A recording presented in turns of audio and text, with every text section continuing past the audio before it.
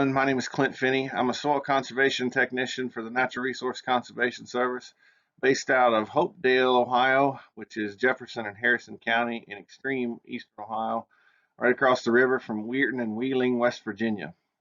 I, along with my family, also farm. We have a cow-calf to grass-finished operation.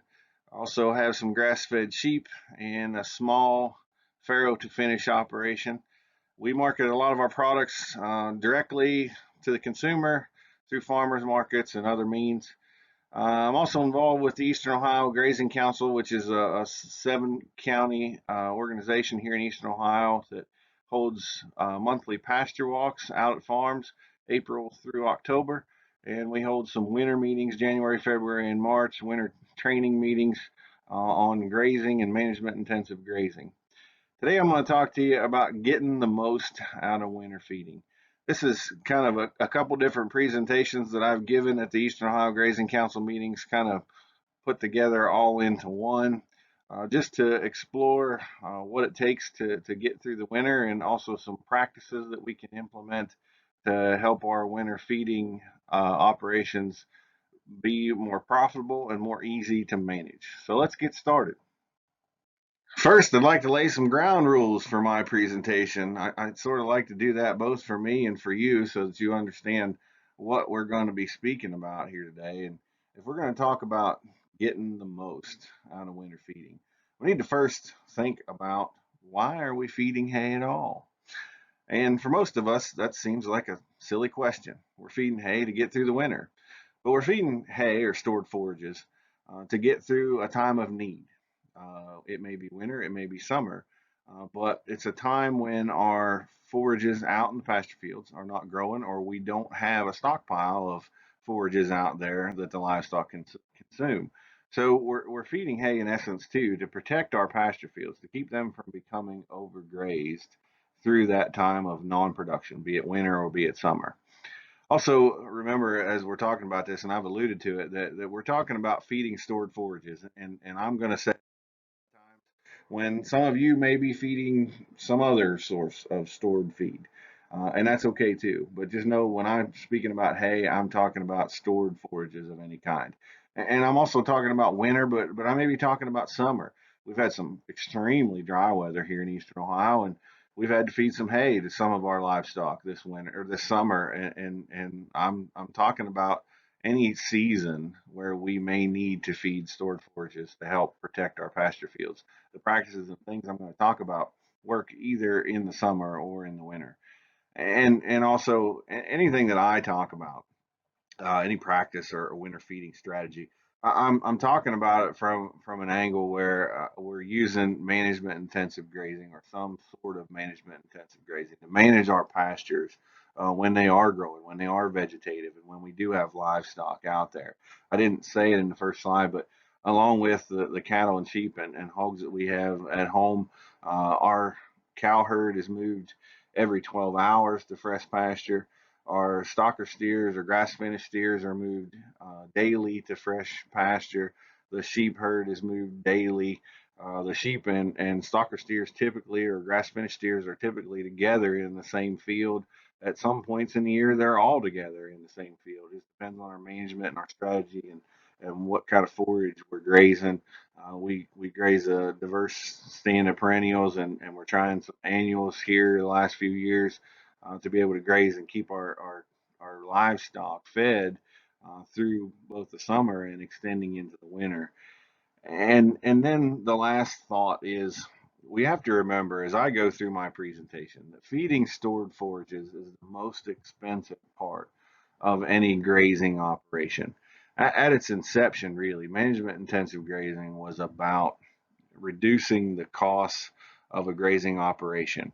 And the biggest cost of any grazing operation is feeding stored forages. It just makes sense. Pasture is cheap to produce, where stored forage costs us more money, costs us extra money to be able to make and store that forage and then meter it out through our time of need. So we have to remember that feeding stored forages is the most expensive part of any grazing operation. And the true way to profitability is to reduce our most expensive costs. We can save money on the most expensive, makes our operation more profitable. Just wanted to put a slide in here. This is from a presentation I did several years ago for the Eastern Ohio Grazing Council, highlighting the cost of making hay. And in that presentation, I compared the costs of making hay versus buying hay, because we have a lot of producers in Eastern Ohio that have 25 or so brood cows and sell feeder calves. And in the end, it's really a wash of whether they make hay themselves or whether they buy hay. In the end, the price isn't all that different, or the cost to the operation isn't all that different. So I used enterprise budgets and just calculated out what it cost the average farmer in my area to make hay for their operation. Kind of the results of that enterprise budget that I showed on the last slide. I know those are hard to read and hard to see, so I made them bigger for this slide just so people could see what I got for numbers. Um, I ran 4 different yields, and this is just an average farmer here in Eastern Ohio. I ran it at a 1.4 ton, 2.5, 3, and 3.5 tons. And I know the question is going to be, why did I run it for such a low yield? Well, here in Eastern Ohio, we've got a lot of reclaimed strip mine soils, and those are typically used for pasture or hay production. A lot of the ones that are used for hay see low or no fertilizer at any time, and they're just made for hay year after year after year. And 1.4 tons sounds like an odd number, but that was actual measured yield from a farmer I was working with on a reclaimed strip mined field for hay, and so I put the actual number in there just so that we could see it. But you can see the dollars, and these are the costs to the farmer for baling a ton of hay. And they're getting at 1.4 tons, of course, looks good, $52 a ton versus the 88, $89 a ton for the other yields. But that $52 a ton, of course, this doesn't take into account labor, because every farmer that I work with tells me I don't count my labor. Well, this is one time when I think we ought to count labor, because 1.4 tons at $52 a ton is still going to cost you a lot more time and effort and energy, and more wear and tear on the equipment. And I'll maintain that if we really did the numbers and counted labor, that $52 a ton is going to end up being somewhere around $88, $89 a ton anyway, just because of all the time and extra frustration we have in making hay. But this just highlights for the farmers how much it really costs us to make hay, and that's why I alluded earlier to the fact that whether we make it or whether we buy it on a lot of small grazing operations here in Eastern Ohio, the cost is about the same. I'm in a situation right now at home where we're having to buy a little bit of hay. We make a lot of our own hay, but I've been able to purchase hay for what I feel is probably cheaper than it costs for me to make the hay. Now, there's not a huge supply of that cheaper hay out there, but it is out there and it's available, and I feel that we could buy hay just about every year for what it costs for us to make it. But this just gives us an idea of where we're coming from and why the winter feeding time is expensive. It's costly to a grazing producer, and gives us an idea, or at least a thought, to whether we want to purchase hay or whether we want to make our own hay. And it really doesn't make any difference to me one way or the other. But we need to keep in mind how much that stored forage, that hay, actually costs our operation. Just because we made it ourselves doesn't mean it's free. And I'll say one more thing. As you look down through those yields, 2.5 ton, 3 ton, 3.5, the price is about the same per ton. And I know it's tempting to farmers to go ahead and fertilize for that 3.5 ton range in hay, but I caution my producers here in Eastern Ohio to fertilize for that 2.5, 3 ton range, and take the 3.5 ton when they get it. When we have a year like last year where we had ample rain and ample sunshine to be able to grow, it's hard to get hay, dry hay especially, made, but we need to take it when we can get it, but we want to fertilize for those lower levels and take that higher yield when we can.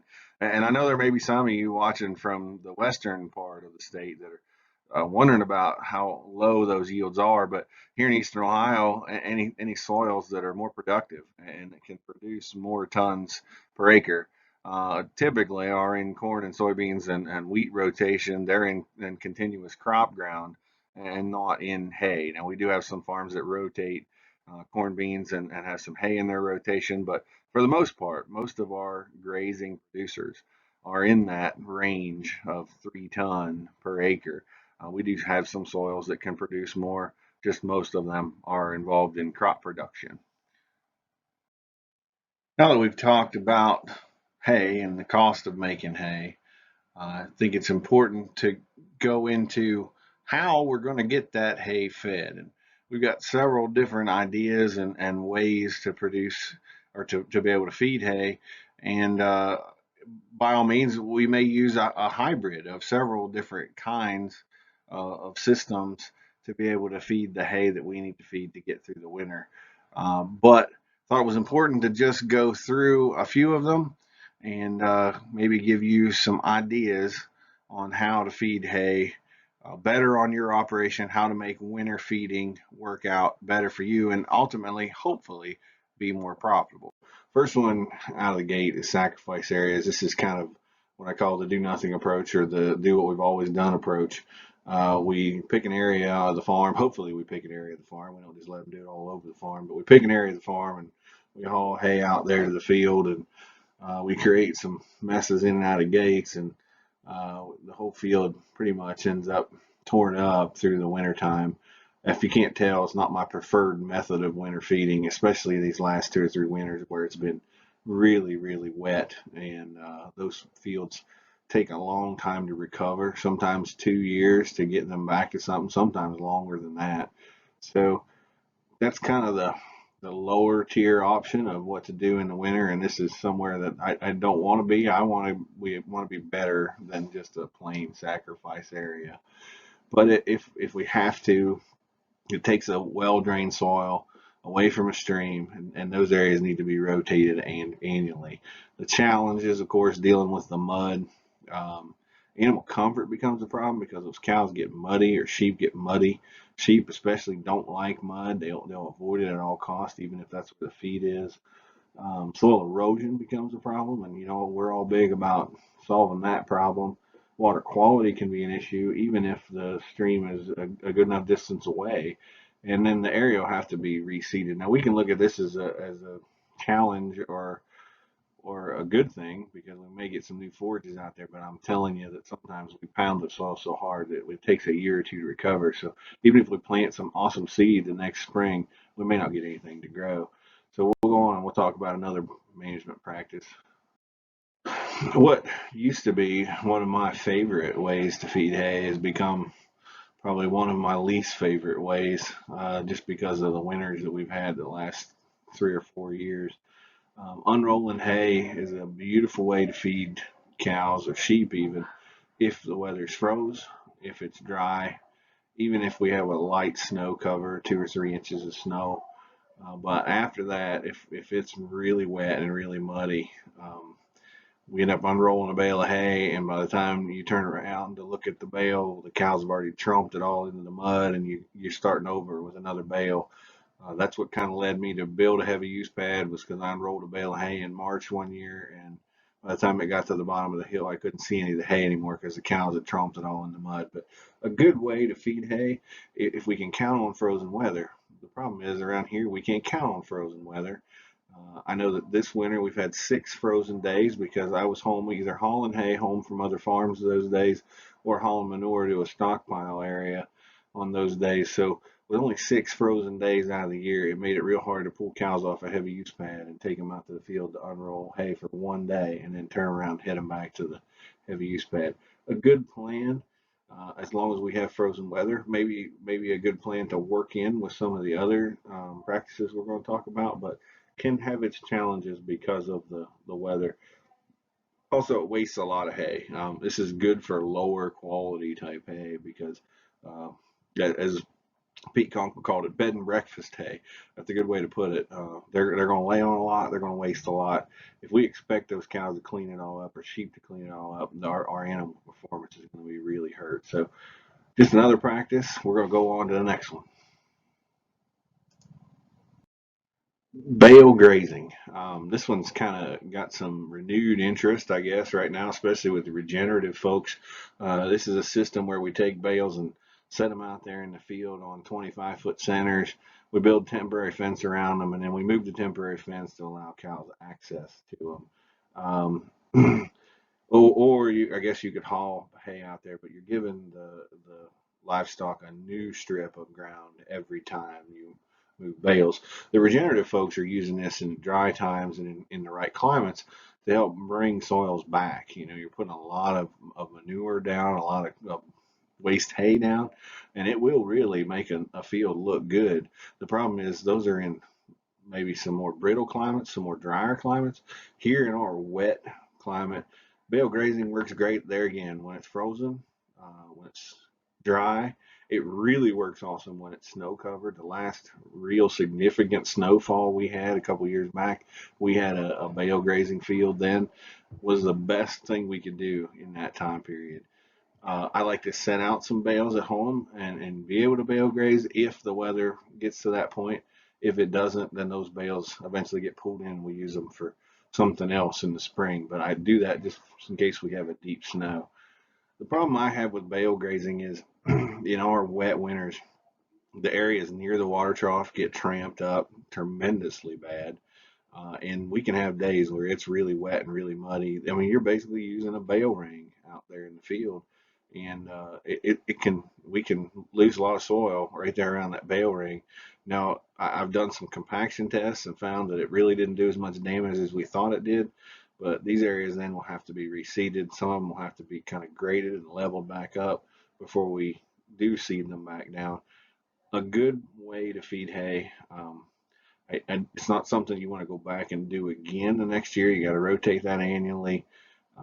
But if we wanted to cover the whole farm and we don't mind having a little bit of mud and we don't mind them walking back in the mud trails to get back to water, we could use it.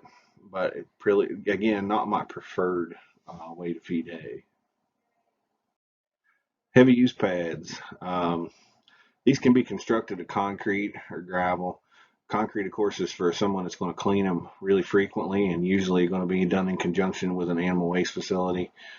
Gravel is something that's going to be cleaned less than 3 times per season or per winter. Um, Gravel, of course, is a little cheaper. Concrete's a little more expensive. Most of these, I mean, if you work with NRCS, we typically are talking about a heavy use pad. The problem I have with heavy use pads is heavy use pads alone aren't an end all be all practice. We've got to have a watering facility with a heavy use pad right there close by or on the pad for sure. Pipelines to get to it, maybe a pumping plant. I'm starting to put mounds around our heavy use pads so that the animals have somewhere to get up off of those pads when they get wet and sloppy. A lot of them really do need an animal waste facility close by, right off the edge, so that we can push the wet, sloppy stuff into an animal waste. A lot of them now are getting roofed too, just to keep out the rainwater. Heavy use pad, I guess, is just not the end all be all that we once thought it was. I think that there's a lot of other practices we need to put in conjunction with a heavy use pad to make it work really well. Do I like heavy use pads? Yes.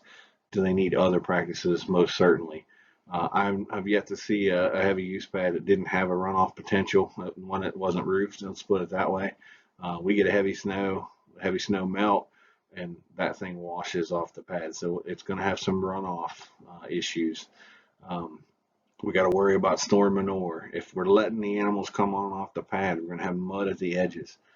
I really think most heavy use pads require some bedding, just to keep them from getting so sloppy.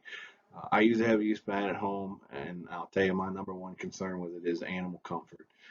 With just a plain heavy use pad, this winter it's gotten way too sloppy, and we weren't wasting near enough hay. And I just think that we have to put some of these other practices with it to really make a heavy use pad go. I think it's going to take a lot of carbonous material, straw, waste hay, sawdust, shavings to help kind of put a diaper on all that manure, soak it up, maybe make something we can compost later. Heavy use pad's a good practice. Dry pack barns are another option for winter feeding. One that we don't talk a lot about, one that we probably don't think about enough as grazers. But I've been around some really good dry pack barns. I've been around some really expensive dry pack barns. I think this is something that we all deserve to take a look at a little bit more as time goes by. I think that we basically build a barn and then we allow the bedding to build up through the winter. So it does take some bedding, it takes some straw or some wood chips or sawdust or waste hay. We can build a separate bunk feeding area that the cows can eat off of, and that kind of ends up making a separate kind of animal waste for the wetter manure to be stored in, because you don't want to put that in on your bedding area.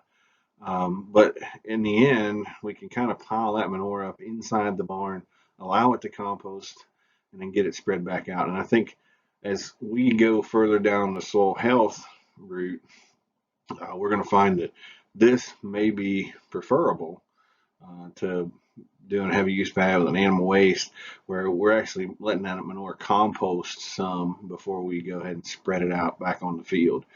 The challenges here are they're expensive. There's just no way to put a roof up without it being expensive. But if we consider all the things the benefits we might get from it, I'm not sure that we'll find that it's as expensive as we thought. I know for beef cows, and it's not a profitable situation a lot of times, but boy, if we could put up a hoop building or a cheap structure and be able to feed cattle in it and have some carbon material to put in as bedding, this is really a good way to have to feed winter feed in our area with the rain and the mud that we get. Probably one of the better ways to feed cattle in the wintertime. Now, we've talked about all these options for feeding stored forages or feeding hay, but I want to talk about another option. What other option could we have instead of feeding hay? And I realize that I'm giving this presentation in September, and it's sort of late to be talking about this, but we have to remember as grazers that the green season doesn't have to, and growing season doesn't have to be the same season as the grazing season. We can extend our grazing season both directions on the green and growing season, meaning we can grow forage and graze it when it's not actively growing. So I want to talk about that for just a second. Stockpiled grass. I'm not sure that any of you that are still watching, there may not be many of you still watching, thought that this was going to be in my winter feeding slide, but this for me is top dog. This is the number one way to feed anything in the wintertime with stockpile grass. I got on there the most natural method. I don't think we can argue with that. We keep a cow grazing, we keep sheep grazing through the wintertime. Um, that is the most natural way. It's the way that nature intended them to be. The manure recycles directly back on the soil, and I probably didn't talk about this enough in these presentations, but part of my concern for winter feeding is that manure on the heavy use pad tend to turn anaerobic, and as we go down the soil health road, we're starting to see that maybe some of that anaerobic manure isn't the best thing for our soil health as well. So we can turn that manure right back to the soil surface. Boy, we don't have to worry about uh, water quality concerns because we've got it spread out. It's not blasted all over a field. Um, Stockpiling can be used in conjunction with heavy use pads or mounds to reduce mud. You know, Alan Nation talked for years about a cow only grazes 8 hours of the day. We can let her out there and let her graze for 8 hours and bring her back to a heavy use pad or a mound to spend the other duration of her time, 16 hours of the day, back on that heavy use pad to keep it from tearing up the pastures. I know farmers get concerned about stockpile grass. They say, well, you know, if I turn all 25 cows out there, think of the mess they'll make. Well, I guarantee you, if you turn cows out on really good stockpile grass, even in the muddiest of days, and you only give them a couple hours, and then you move them again, give them a couple more hours, move them again, give them a couple more hours, you'll be amazed at how much damage they don't do. I have 10% of our herd out on stockpile grass this year. I just rode over the field last night. I did some frost seeding on it, but I'm amazed at how much it's not tracked up. And the cows have been on it all winter. So it's something to give some serious consideration to. Yes, if we're going to stockpile with the farm that we currently have, we got to reduce animal numbers. But I promise you that the decrease in animal numbers will more than make up for itself in increased profit that we're not spending either making hay or buying hay to be able to bring those cows. Plus, the health is going to be amazing. The health difference that they're going to have by being out in the field is going to make a huge difference.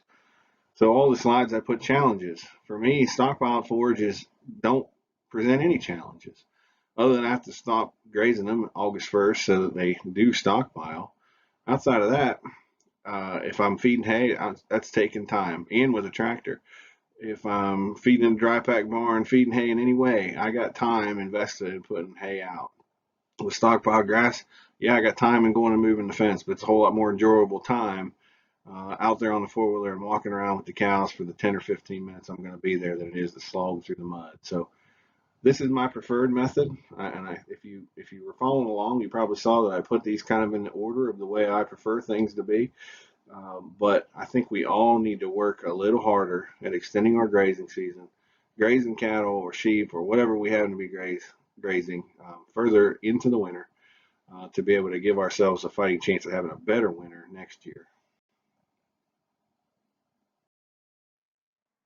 As we talk about these winter feeding options and now talking about stockpile grass, I thought it was important to point out that management intensive grazing is a systems approach. We have to buy in and implement the whole system for any of its parts to work at their best. And that's an important point when we're talking about management intensive grazing, a grazing operation coupled with stockpiled forages. At its inception, management intensive grazing was about extending the grazing season and using stockpiled forages or annual forages planted for winter grazing to extend the grazing season. And in order to make management intensive grazing work and this system to work, we have to kind of adopt all of its principles to really make it work out well and to make it work out to the best of its potential.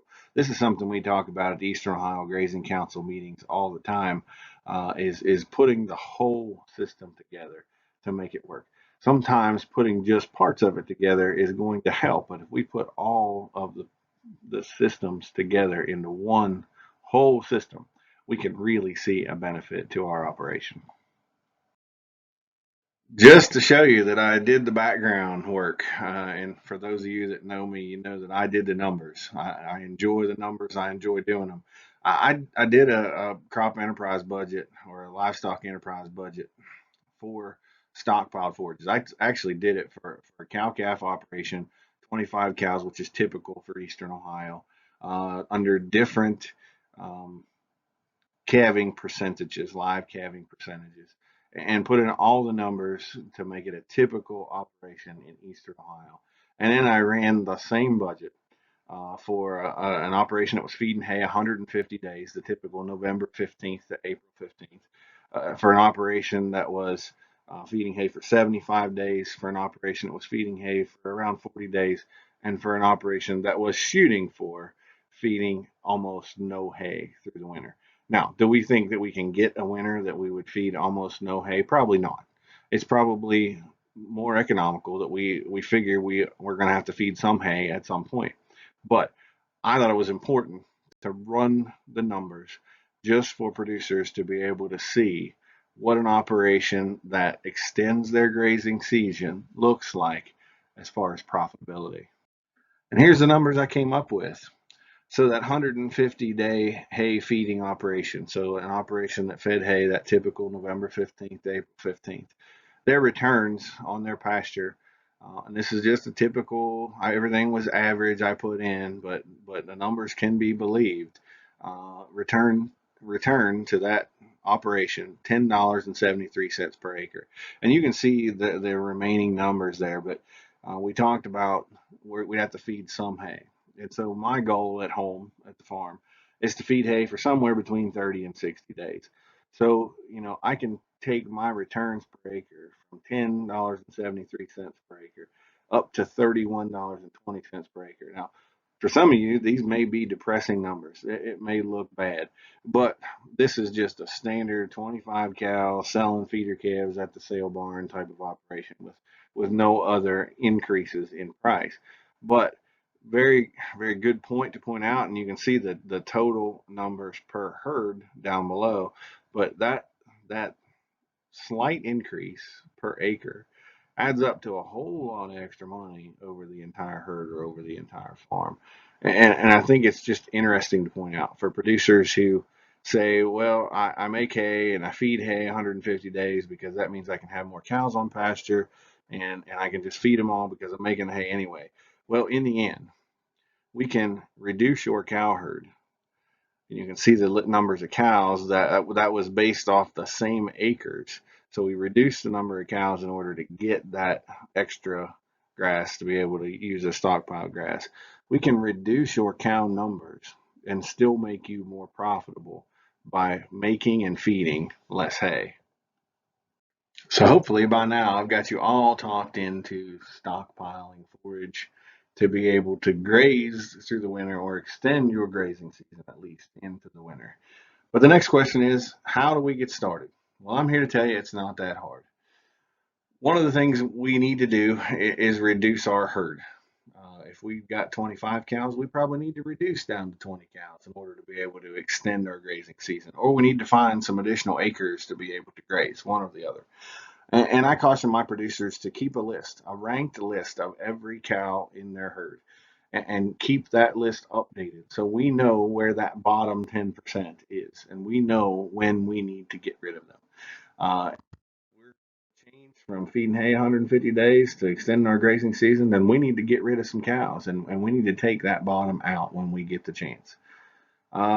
The other thing is, if we're going to extend the grazing season and we're going to try to get through as much of the winter as we can, we need to extend that grazing season further over several years. We don't want to go wholesale one winter and extend the grazing season because our cows that are used to 150 days of hay feeding aren't going to do real well if we turn them out on stockpiled fescue. So over several years, we need to just keep increasing that number. And that works right along with culling because we can cull out that bottom 10% for a while until we get down to the number that we need to. And then also, we may consider training a few animals to be able to get them through the entire winter. And this is something I've done at my operation over the last several years. We have grazed all of our heifers on stockpile grass through the entire winter. So they're used to it. And after a period of several years, all of our cows will have been heifers that have been through that program and are going to be used to having the grazing season extended. And also, one other thing that I haven't talked about is just extending the grazing season isn't enough. We've got to put in some kind of management intensive grazing season system. We've got to be strip grazing those cows. You can see this in this picture. These are my heifers from last year. Some of them, you can see a strand of polywire there. Those heifers were moved every 3 days to new stockpile. I'd prefer to move them every day, but because I work every day and it gets dark really early, I only get the time to move them twice a week. So we need to be able to manage them and be able to move them, not turn them out wholesale on stockpiled fescue and expect them to make it through the winter. And then we may consider planting some forages that will withstand that extending grazing season or extended grazing season. Some fescues. For this winter, it may be important since this is September and we're giving this presentation now. We may be thinking about winter annuals instead of the perennial fescues, orthograsses, and things that are going to stockpile.